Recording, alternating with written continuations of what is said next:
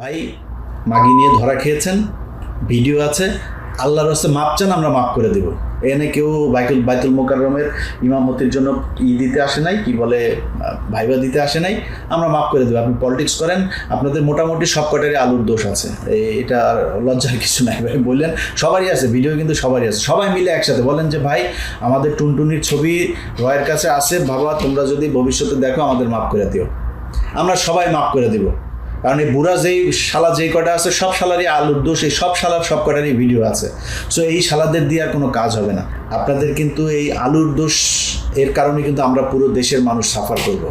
সালাউদ্দিন ভাই, আপনার নিয়ে আমার কোনো ক্ষোভ নাই, আপনার সাথে আমার ভালো সম্পর্ক ছিল, ভালো সম্পর্ক থাকবে, কোনো সমস্যা নেই ভাই। আপনি বিপদে পড়ছেন, আপনার কাছে অনুরোধ, হয় রাজনীতি থেকে সরে যান অথবা সবার কাছে মাপ চান যে আমার টুনটুনি ভিডিও আছে, আমি আপনাদের সাথে মাপ চাচ্ছি, ভুল হয়ে গিয়েছে, আর ভুল করব না, করলেও কেউ যাতে রেকর্ড করতে না পারে সেই ব্যবস্থা করেই করব। সাবধানে করেন, যেখানেই করেন চিপা চাপায় নিজের আওতার ভেতরে করেন। বিএনপির একজন স্থায়ী কমিটির সদস্য জনাব সালাউদ্দিন, আপনারা জানেন যে সালাউদ্দিন আহমেদ তিনি দীর্ঘদিন 10 বছর তিনি ভারতে ছিলেন।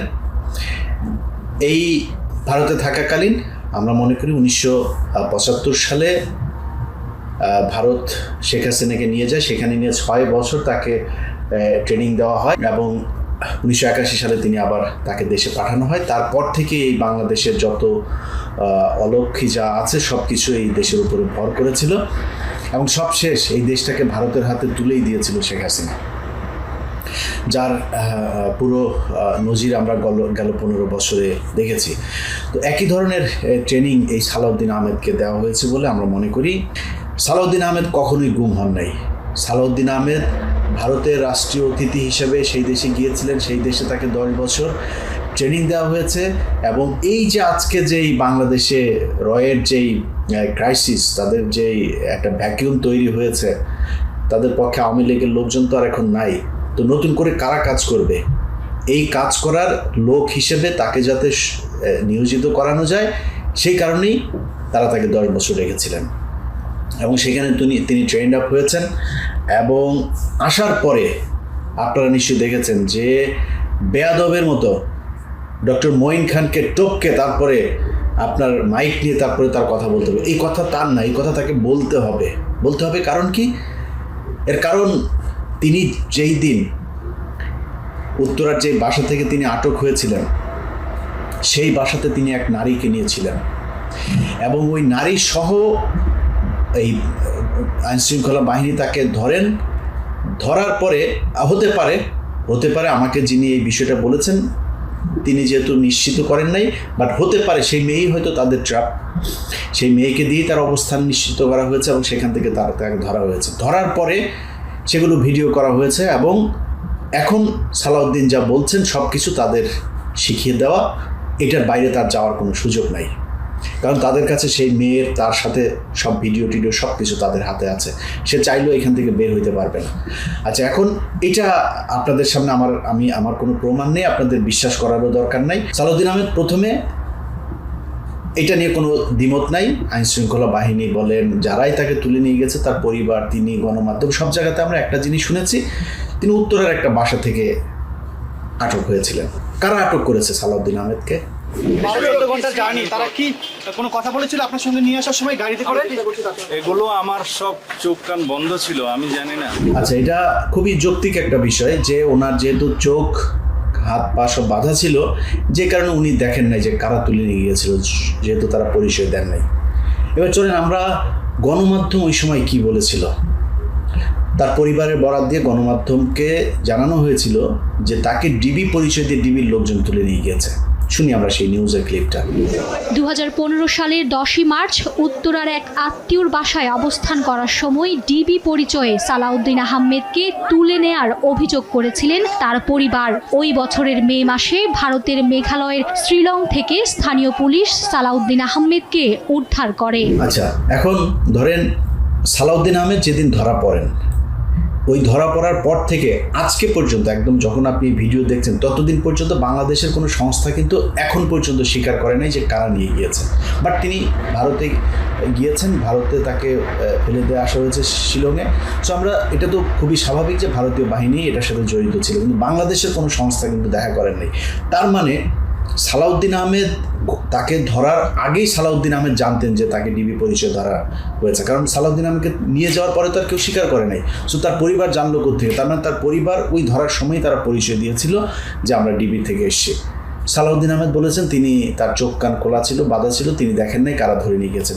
আপনাকে তো বাড়িতে থাকতেই তারা পরিচয় দিয়েছে ডিবি, তিনি সেটা অস্বীকার করেছেন। কেন অস্বীকার করেছেন? আরও কত কিছু অস্বীকার করেছেন সেটা ভিডিওতে দেখবেন। আমরা যারাই আটক করুক এখান থেকে নিয়ে গেল, নিয়ে যাওয়ার পরে কি হয়েছে সালাউদ্দিন আহমেদকে একটা ভিডিওতে এক সাংবাদিক জিজ্ঞেস করেছিলেন, এরপরে কি হল কি বলে শুনেন। ভারতে যাওয়ার বৈধ কোনো কাগজ দেখাতে পারেনি বিএনপির এই নেতা। পুলিশকে জানান ঢাকার উত্তরা থেকে অপহৃত হওয়ার পর তার আর কোনো কিছু উত্তরা থেকে ওনারে ধরলো, এরপরে আর ওনার কিছু মনে নাই। আমরা এটা বিশ্বাস করি, উনি যেহেতু বলেছেন বিশ্বাস করি। এবার চলেন অন্য আরো গণমাধ্যমে উনি কি বলেছেন সেটা শুনি। কিছু আইনশৃঙ্খলা বাহিনীর পরিচয়ে সশস্ত্র লোক সাদা পোশাকে আমাকে তুলে নিয়ে যায়, চোখ বেঁধে হাত বেঁধে, এবং এমন একটা জায়গায় রাখে যেটার কক্ষের বর্ণনা আমি তো হবে, যার এক পাশে একটা নালার মতো ছিল, পানির ট্যাপ ছিল, একটা ছিদ্র ছিল যাতে প্রকৃতির ডাকে সাড়া দেওয়া যায়। রুফে একটা হাই পাওয়ার ভাল্ব, লোহার দরজা, নিচে খাদ্যদ্রব্য দেওয়ার জন্য একটা জায়গা একটু ফাঁকা ছিল। আচ্ছা দেখেন, কিছুক্ষণ আগে সে বললো সে কিছুই জানে না, কিছুই মনে নেই, উত্তরা থেকে ধরা পড়ে আর কিছুই তার মনে নেই, বলতে পারবে না। আবার এদের কাছে বলছে যে তাকে কিভাবে কত ঘন্টা চালিয়ে গাড়ি চালিয়ে নিয়ে গেল সব তিনি জানেন। এই জায়গাতেও সমস্যা আছে। ধরেন আপনি যদি যখন একদম ট্রাফিক নাই, তাকে মেঘালয় রাজ্যের রাজধানী শিলংয়ে পাওয়া গেল, তো বাংলাদেশ তারা তো হেলিকপ্টারে নিয়ে যাওয়া হয়নি, গাড়িতে বাই রোডেই তাকে নিয়ে যাওয়া হয়েছে। নিজস্ব গাড়িতে একদম যখন ট্রাফিক না থাকে ওই সময় যদি নিয়ে যাওয়া হয়, ঢাকা থেকে তার যেহেতু পরিবার বলেছেন ডিবি ধরেছেন, ঢাকায় ছিলেন, ঢাকা থেকে যদি আপনি সিলেট সীমান্ত পর্যন্ত যান তাহলে আপনার কয় ঘন্টা, 3 ঘন্টা 4 ঘন্টায় আপনার যাওয়া সম্ভব? তারপরে এটা আমরা খুবই মানে বড় বিষয় নিয়ে আলোচনা করার, আমরা এইটুকু মেনে নিলাম, নিয়ে যাওয়া হলো। মূল খেলা হচ্ছে নিয়ে যাওয়ার পরে তাকে ভারতে তিনাকে নিয়ে যাওয়া হলো, তিনি সীমান্তের ওই পার থেকে গাড়ি একটা ওই পারে আবার রেডি, ওই পারে থেকে নিয়ে গেল, নিয়ে যাওয়ার পরে তাকে ফেললো। তারপরে কি হলো? শিলংয়ের একটা জায়গা, চোখের কাপড় খুলে দেখলাম একটা সাদা জিপ গাড়ি চলে যাচ্ছে। কথাবার্তা শোনা হয়তো আমাকে মনে করলাম আমি মানসিক ভারসাম্যহীন, আমার কথা হয়তো তাদের বিশ্বাস হয় না, আমার পরিচয় তারা হয়তো বিশ্বাস করতে চায়নি, জামা কাপড় দেখে আমার অবস্থা দেখে। তখন তারা আমাকে একটা মানসিক হাসপাতালে নিয়ে গেল। আচ্ছা, এইটা হচ্ছে যে কোনো একটা গণমাধ্যমকে দেওয়া বক্তব্য যে তিনাকে সেখানে নিয়ে যাওয়া হয়, নিয়ে যাওয়ার পরে তাকে উদ্ভ্রান্তর মতো লাগছিল এবং লোকজন তাকে, তিনি তার পরিচয় দেওয়ার পরে লোকজন তার পোশাক আচার আচরণ দেখে খুবই স্বাভাবিক এখান থেকে টেনে হেসে নিয়ে যাওয়া হয়েছে, বর্ডার দিয়ে আবার কাঁটাতার পার হয়ে অনেক দূর হেঁটে হেঁটে তিনি গিয়েছেন, গিয়ে তারপরে লোকজন তারে দেখে চিনতে পারেন নাই, তাকে মানসিক হাসপাতালে নিয়ে ভর্তি করেছেন, রাইট? এটাই তো বললো, তাই না? শুনলেন? গাড়ি থেকে নামার পরে তিনি গাড়ি থেকে মানুষজন আসলো, এসে তারপরে তার হাত পা চোখ টুক খুললো, খুলে টুলে নিয়ে মানসিক হাসপাতালে নিয়ে গেল। বিশ্বাস করলাম এইটুকু।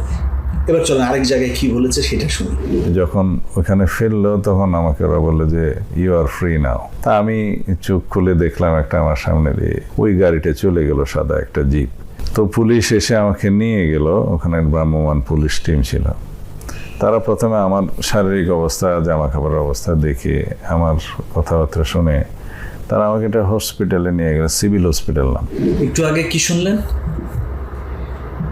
ওনাকে মানুষজন এসে উদ্ধার করলো, কথাবার্তা বিশ্বাস না করে মানুষজনই নিয়ে গেল মানসিক হাসপাতালে। এখন আবার কি হইল? এখন আবার পুলিশ আসলো, পুলিশ এসে পুলিশ স্টেশনে নিয়ে গেল, তারপরে নিয়ে গেল হসপিটাল, মানুষজনের কোনোই নেই। আচ্ছা, আরেকটু বক্তব্য শুনি, আরেকটু ইন্টারেস্টিং বক্তব্য আছে, সবচাইতে গুরুত্বপূর্ণ বক্তব্য যেটা, ওনাকে গাড়ি থেকে নিয়ে যাওয়ার পরে মানে নামানোর পরে কি হলো, একদম সাথে সাথে কি হলো শুনুন একটু। 5-6 ঘন্টা জার্নি করি একটা গাড়িতে করে, ওই একই চোখ বাঁধা হাত বাঁধা অবস্থায়। তা আমি চোখ খুলে দেখলাম একটা আমার সামনে দিয়ে ওই গাড়িটা চলে গেল, সাদা একটা জিপ। আর আরেকবার এটা আমরা আরেকবার শুনি, এই কথাটুকু আরো একবার শুনি। 5-6 ঘন্টা জার্নি করি একটা গাড়িতে করে, ওই একই চোখ বাঁধা হাত বাঁধা অবস্থায়। তা আমি চোখ খুলে দেখলাম একটা আমার সামনে দিয়ে ওই গাড়িটা চলে গেল, সাদা একটা জিপ। আচ্ছা, এই যে বক্তব্যটা দুইবার শোনার কারণ কি জানেন? ওনার হাত চোখও বাঁধা। আচ্ছা, হাত বাঁধা, ওনাকে ফেলে দিয়ে গেল, তা আপনি চোখ খুললেন কেমনে? আপনার হাত তো বাঁধা, হাত দিয়ে তো আপনার চোখ খুলতে হবে, আপনি হাত বাঁধা আপনি চোখটা খুলে ফেলবেন, এটা কি সম্ভব? এইভাবে পুরো এই যে গুমের ঘটনায় সব কিছু নির্মাট কল্প কাহিনী সাজিয়ে নিজে ভিকটিম প্লে রোল, পুরো ঘটনাতে তিনি এই যে ভিকটিম সেজেছেন, তিনি আসলে কিছুই না। বিএনপির যারা সালাউদ্দিনের হয়ে তারপরে আমাদের ছবি দিয়ে ঝাড়ু মিছিল, জুতা মিছিল করেছেন, ভাই আপনারা নিয়ে মানে আলোচনা করা, আপনার নিয়ে কথা বলার ওই সময় সুযোগ কোনোটাই নাই, সব বলাও যাবে না। আপনি ভাই ছাগলের 3 নম্বর কা বাচ্চা, আপনি যেটা করবেন ওইটা দিয়ে আমার যাবেও না, আসবেও না, আপনার নেতারও আপনি বাঁচাইতে পারবেন না।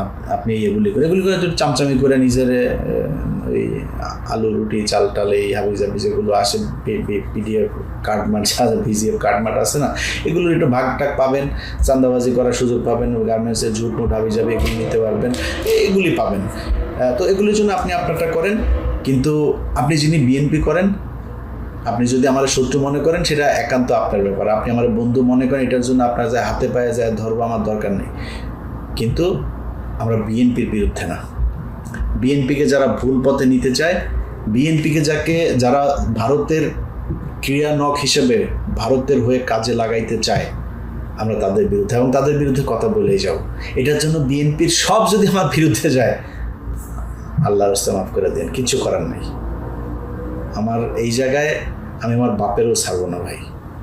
আমি জানি সালাউদ্দিন ভাইয়ের সাথে ভালো সম্পর্ক রাখলে আমার নিজের ব্যক্তিগত অনেক সুবিধা হইতো। I give a sheet. এই জায়গায় কোনো জায়গা থেকে কেউ আমার এক চুলও নড়াইতে পারবেন না।